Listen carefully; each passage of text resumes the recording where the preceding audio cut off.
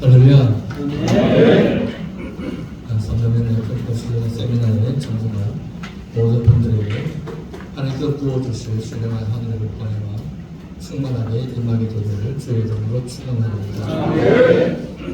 지지난주에 제주 상인교에서 전국 장로회 수련회가 있었는데 제가 너무 그 자리에서 많이 웃겨가지고 제 이미지가 상당히 좀 많이 달라진 것 같아요. 그래서 지금은 좀 진중하게 말씀을 드리려고 합니다. 저도 사실 제가 유튜브를 봤는데 제가 이렇게 웃겼나 싶을 정도로 좀 많이 웃겼었는데요. 오늘 이 시간은 좀 진중하게 말씀에 접근해 보려고 합니다. 이용규 선교사님이라고 계시는데요. 더 내려놓이라는 책을 쓰셨습니다. 서울대학교 동양사학과를 졸업하시고 하버드대학교에서 박사학위를 받으셨죠. 어느 날 하나님께서 몽골로 가서 선교하라 하는 이런 마음을 주십니다. 명령에 순종 안 하는 그는 몽골에 선교사로 자원하게 되고 또 몽골 국제대학교 부총장까지 감당하게 됩니다. 한 번은 몽골에 가라고 내몽골 쪽에서 신입생들을 모집하는 이런 일을 마치고 다시 돌아가는 도중에 하나님께서 음성을 들려주시기를 지금 북경에서 포스타가 열리고 있는데 그곳에 가서 말씀을 전해라. 나는 하나님의 음성을 듣게 됩니다. 포스타라고 하는 것은 외국에 있는 하늘 유학생들을 위한 선교 집회입니다. 깜짝 놀란 이 선교사님이 말하기를 아니 하나님 제가 초청도 받지 못했고 또한 강사도 아닌 제가 무엇을 할 수가 있겠습니까? 그런데 기도할 때 하나님께서 자꾸 더 강한 부담감을 주십니다. 너는 북경에 가서 말씀을 전해야 된다. 이렇게 선교사님 핑계를 댑니다. 하나님 북경에 가려면 기차를 3번씩이나 갈아타야 되고 더구나 지금은 노동절이나 명절이기 때문에 표를 구할 수 없습니다. 그런데 하나님께서 아니다. 내가 도와줄 테니까 가라. 라고 해서 기차에 갔더니 마침 표가 있더랍니다. 2번, 3번 기차를 갈아타고 이제 북경에 도착해서 포스터가 열리는 곳에 갔습니다. 그런데 아무도 환영하지 않습니다. 학생들 틈 안에 앉아가지고 이 집회를 참석하게 되는데 목사님들 가운데 한 분이 제 이용규 선교사를 알아보시고 아니 선교사님 어떻게 오셨습니까? 그랬더니 내가 내몽고 쪽에서 일을 보고 돌아가려는데 하나님께서 말씀하시기를 포스터에 가서 말씀을 전하라. 그래서 여기 왔습니다. 라고 했더니 이제 이 목사님이 강사들을 불러오고 지금 이 자리에 이용규 선교사님이 오셨는데 어떻게 하면 좋겠습니까? 시간을 좀 드려야 되지 않겠습니까? 그래서 결국 30분 특강의 시간을 허락을 하게 됩니다. 포스타 집회사당 이런 일이 없었다고 합니다. 대개 어떤 그런 강사가 소개되는데 얼마나 큰 은혜를 끼쳤던지 수많은 유학생들이 변화를 얻게 됩니다. 이 말씀을 들으며 인생의 문제를 내려놓게 되는 이런 역사가 나타나게 되죠. 이용규 선교사님은 하나님께 대한 순종 100%의 순종을 강조합니다. 이렇게 이야기합니다. 사람의 뜻이 1%라도 불순물로 낀다면 하나님의 말씀대로 살아갈 수가 없습니다. 대개 크리스찬들은 하나님께서 말씀하시는 그 음성이 들리면 순종하겠다고 말합니다. 이는 잘못된 접근입니다. 순종할 때 들립니다. 즉 순종해야만 하나님의 진정한 뜻을 알 수가 있게 됩니다. 이렇게 말합니다. 우리들 주위에 수많은 전파들이 지나가는데 그 전파가 지나갈 때 그 주파를 잡으려면 주파수를 맞춰야 되죠. 다시 말하면 채널을 맞춰야 합니다. 이 채널을 맞추는 방법이 뭡니까? 바로 하나님을 향한 우리의 신앙적인 태도입니다.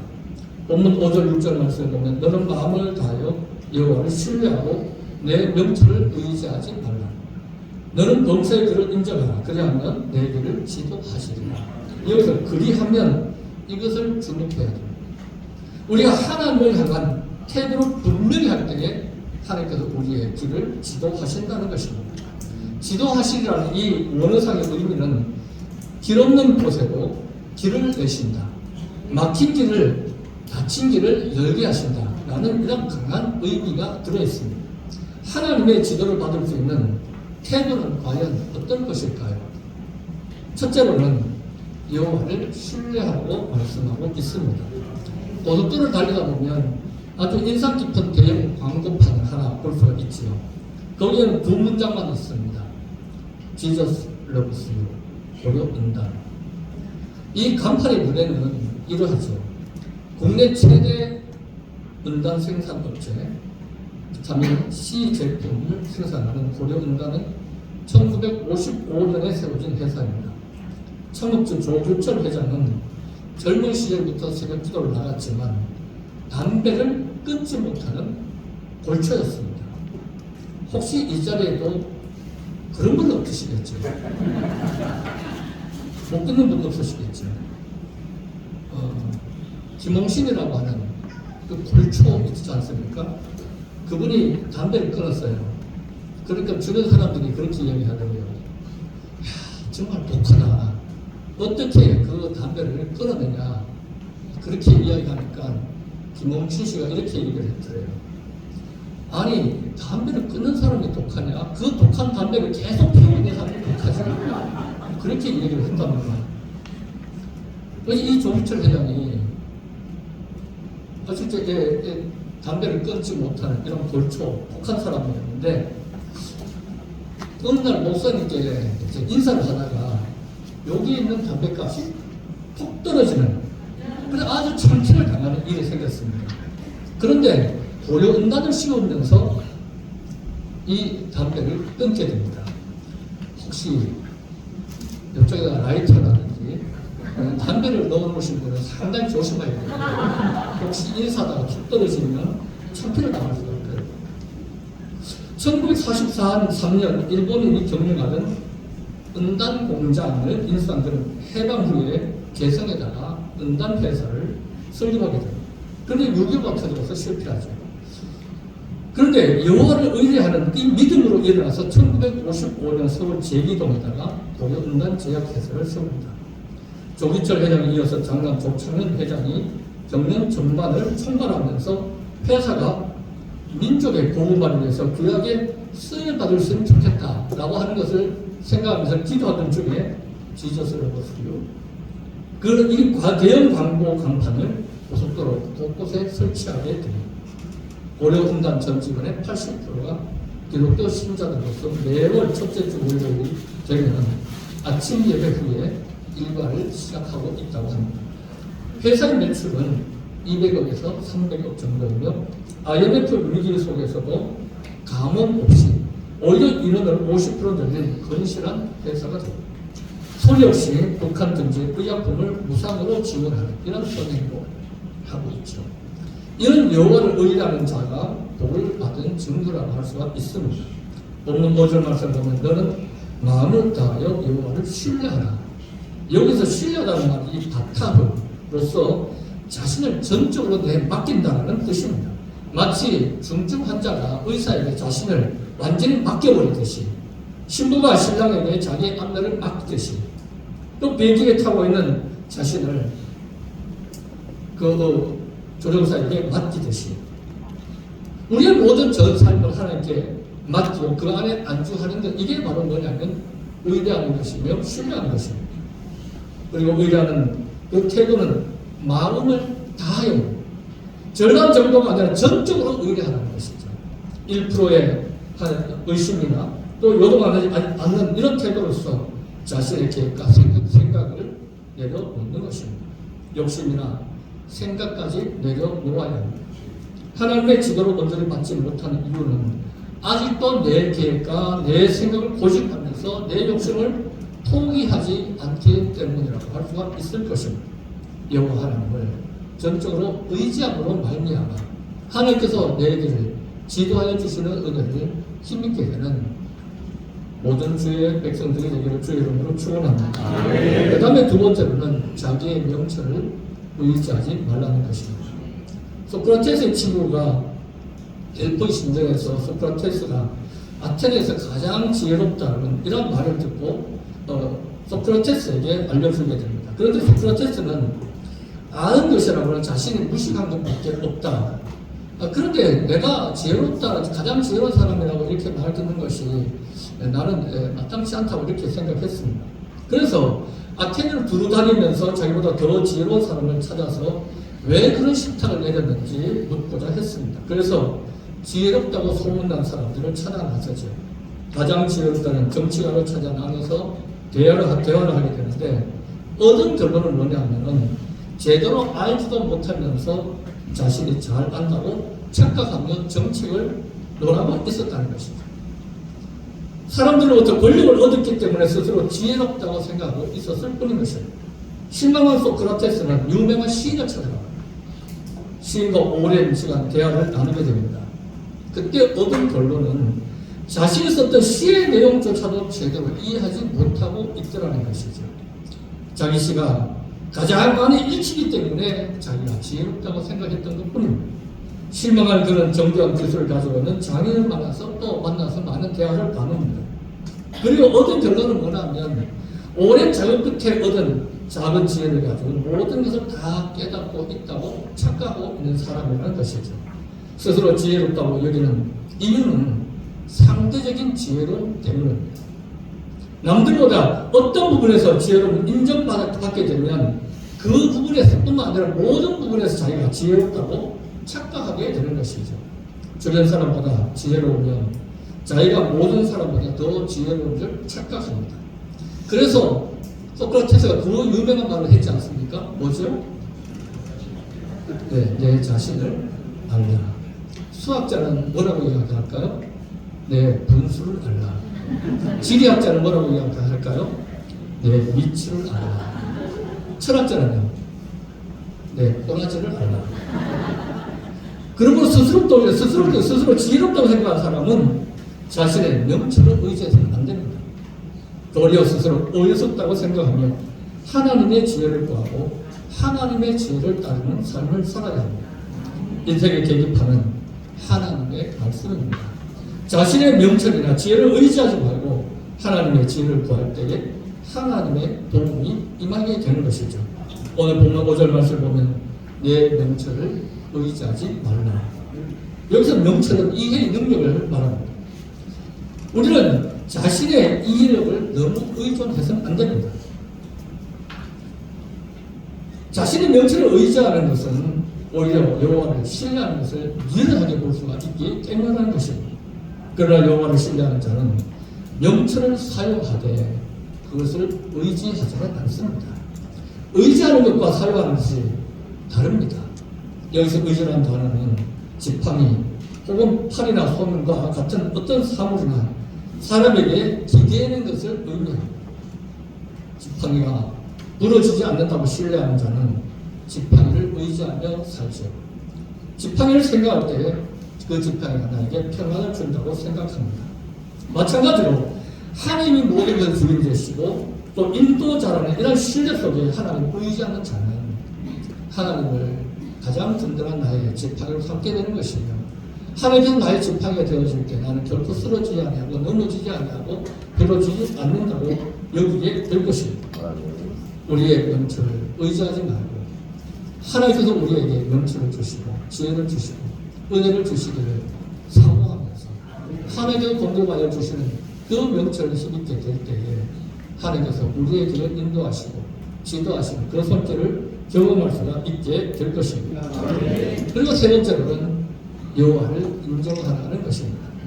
기독교 심리학자 폴 툴리에는 모험으로 사는 인생이라는 그 책에서 자신의 신앙 경험을 이렇게 말하고 있습니다. 신살이 넘도록 자신의 신앙은 지성인들의 일반적인 경향처럼 지적인 신앙 체계에 머물러 있다. 그것은 좀 신앙의 또 다른 측면이 있다는 것을 깨닫게 되죠. 그것은 매일의 부정의 삶 속에서 자신의 뜻을 포기하고 하나님의 주권을 인정하는 일이었습니다. 어느 날 아주 가까운 사이에 있는 그런 지인을 만나게 되었는데 그가 기도를 마치더니 이런 말을 하더랍니다. 내 할 일은 백지의 하단에 서명하는 일이라는 것을 깨달았어. 하나님이 뭐라고 쓰실지 모르지만 어쨌든 난 오늘 서명을 마쳤소이다. 이 말을 들었을 때에 그의 가슴이 뭉클했다고 합니다. 하나님과 백지 계약을 맺은 것과 자신을 포기함으로써 하나님의 주권에 자신을 맡긴 것과 또 하나님의 뜻에 완전히 복종하는 것, 이런 전적 위임의 자세가 필요하며 이것이야말로 하나님을 인정하는 것이 되기 때문이라는 것입니다. 하나님과의 바른 관계가 있을 때에 모험이 어려운 것이 아니지만 반대일 경우는 우리가 한 걸음만 움직여가지고 힘든 것이 될 것입니다. 따라서 모험의 동기와 결과는 하나님을 의지하며 인정하는 것이 되어야 합니다. 본문 6절 말씀 보면 너는 범사에 그를 인정하라. 범사에 하나님을 인정하라.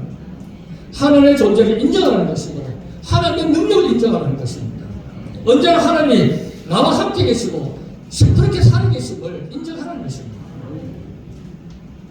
그리고 중요한 사항은 언제든지 하나님께 여쭈어보아야 합니다. 복문 번역은 너는 범사에 하나님께 여쭈어라 이렇게 기록하고 있습니다. 하나님께 여쭈어보는 것이 지혜로운 성도의 모습입니다. 다윗은 수시로 하나님께 여쭈어봤던 사람입니다.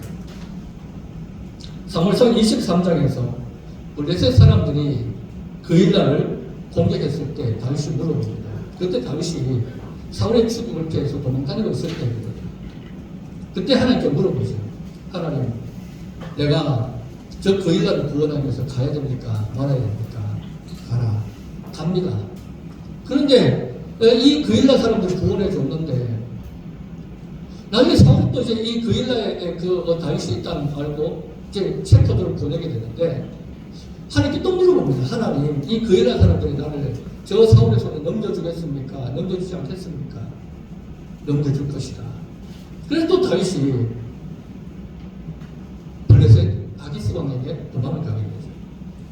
거기에서 또 다윗이 시글락의 땅을 얻고 시글락에서 이제 머물고 있을 때에 아기스가 이제 유다 나라를 치기 위해서 공격해 가려고 할 때에 다윗과 함께 가자고 하죠. 그런데 아기스의 부하들이 다윗과 함께 가는 반대해서 다윗이 다시 그 시글락으로 돌아왔을 때 아말렉 사람들이 자신의 가족들 다 군사들 모든 가족들을 다 이끌고 이제 가버렸어요. 집들을 다 불태웠어요. 그때 또 다윗이 하나님께 묻습니다. 하나님, 내가 저 아말렉 사람들을 쫓으면 잡을 수 있을까요? 그래, 올라가라. 라고 해서 또 다윗이 하나님의 말씀을 또 올라가게 되는 것이죠. 또 그 이후에도 블레셋 사람들이 르바임 골짜기에 침략이 들어갔을 때도 다윗이 하나님께 기도하지 않습니까? 하나님, 내가 올라가서 지금 블레셋 사람들 치리니까 올라가라. 또 이 블레셋 사람들이 다시 한 번 더 공격해 왔을 때에 하나님, 내가 또 저 사람들을 치러 올라갈까요? 이번에 치러 올라가지 말고 기습해라. 하나님의 말씀대로 할 때 다윗은 항상 이기는 자가 되었거든요. 하나님의 모든 것을 인정하고 하나님께 여쭈어 볼 때마다 하나님은 다윗에게 가장 좋은 길을 열어주십니다. 그런데 다윗이 결정적인 빼앗긴 실수를 할 때가 있었죠. 법궤를 운반할 때에 역대상 13장을 보게 되면 그때는 다윗이 하나님께 여쭈어보지 아니하고 지휘관들과 군장들과 의논을 합니다. 그래서 결국은 그 기럇 여아림에 있는 그 법궤를 운반하려다가 우사가 거기서 즉사하게 되고 결국 법궤 운반 작전이 실패하게 되죠. 하나님께 여쭤보지도 아니하고 뿐만 아니라 손에 싣고 가다가 이 일을 걸치게 되었는데 하나님께 여쭈어보지 아니하고 자기의 뜻대로 또 사람의 생각대로 했을 때에 그것이 그에게 성공을 결코 가져다 주지 못했다는 것입니다. 하나님은 우리가 전적으로 하나님을 의지하고 하나님께 여쭈어보기를 원하십니다. 큰 일이든 작은 일이든 하나님께 여쭈어보고 하나님께서 우리에게 답을 주실 때 그 답을 들고 나가면 하나님께서 우리의 길을 성공의 길로 인도하여 주실 것이며 복된 길로 이끌어 가시는 그것을 지도하여 주실 것입니다. 세계적인 도너츠 상표를 개발한 던킨 도너츠가 있습니다. 그 창업자는 로젠부르이죠. 그런 자신의 성공에 대해서 이렇게 말합니다. 나는 가난과 교육의 부재 환경에서 자랐습니다. 그러나 하나님께서 늘 제 짐을 맡아주셨습니다. 성공이라는 사람의 지식에 있지 않고 하나님께 대한 태도에 있다고 저는 믿습니다. 하나님께 대한 태도에 달려있다는 겁니다. 하나님에 대한 어떤 태도를 우리가 가질 때 하나님께 우리의 길을 지도해 주시겠습니까? 우리의 명치를 의지하지 말고 오직 하나님만 의지하고 또 하나님 인정함으로 하나님께 아래로 여쭈어봄을 통해서 하나님께 우리의 길을 지도하실 때에 우리는 하나님께서 보시기에 가장 아름다운 삶을 살 수 있게 될 것이며 또 나에게 맡기신 일들을 잘 감당할 수가 있게 될 것입니다. 오늘 저는 함께 있는 이 말씀을 기억하시면서 하나님께서 우리 모든 정신도 지도자들에게 그 길을 인도하여 주시는 은혜가 지도하여 주시는 하나님의 복이 충만하게 임하게 되기를 주의 이름으로 축원합니다.